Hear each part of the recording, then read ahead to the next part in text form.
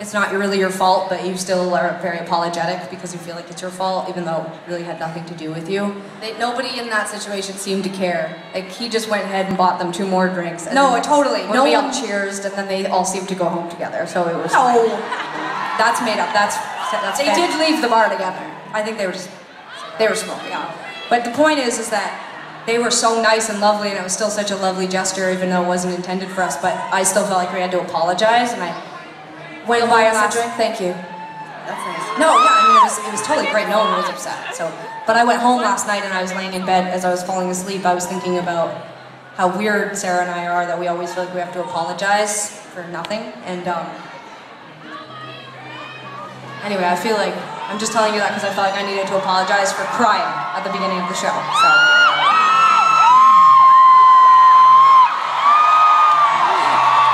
I'm dedicating this song to all the other crybabies. Actually, I have to tell you something else now. Sorry, it's like a slippery slope, but last year on my birthday, I went to Hawaii, and it was so fun. It was my second vacation as an adult, and I had such a great time, but I didn't bring a cell phone or a computer, and so I felt a little detached on my birthday, and when we got up in the morning, went down to the place where you rent the beach chairs and stuff, the guy who was serving me, he was a lovely gentleman, maybe in his 50s, and he looked at my ID and he said, "Oh my God, it's your birthday." And I was like, "I know," and he was like, "That's just amazing, that's so great." And he said, "My mom had 12 children," he said, "I had 11 siblings, and my dad died when we were really young, and so my mom had to raise all 12 of us by herself." Seems like a fairly inappropriate response.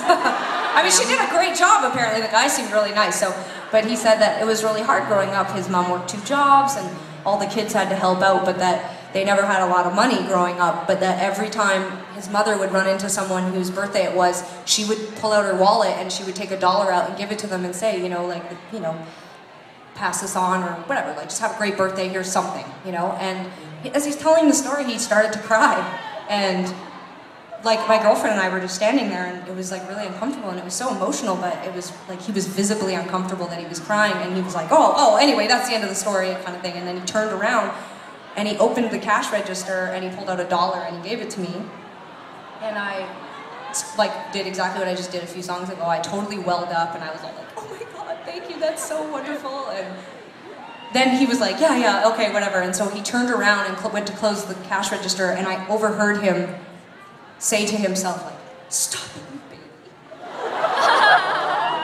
And for the rest of the 10 days that I was there, every time we would see him, he'd be like, "Don't worry, I'm not gonna cry." That's me.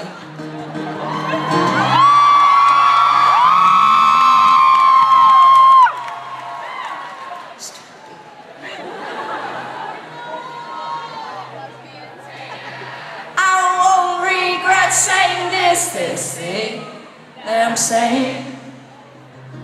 Is it better than keeping my mouth shut? That goes without saying.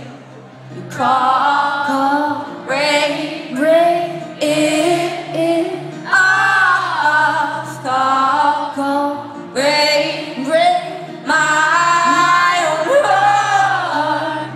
Maybe I would have been something you'd be good at. Maybe you would have been something I'd be good at. But now, we'll never know. I won't be shy, but in case I'll go there every day. I'll make myself feel bad. There's a chance I'll start to wonder. This is the thing to do.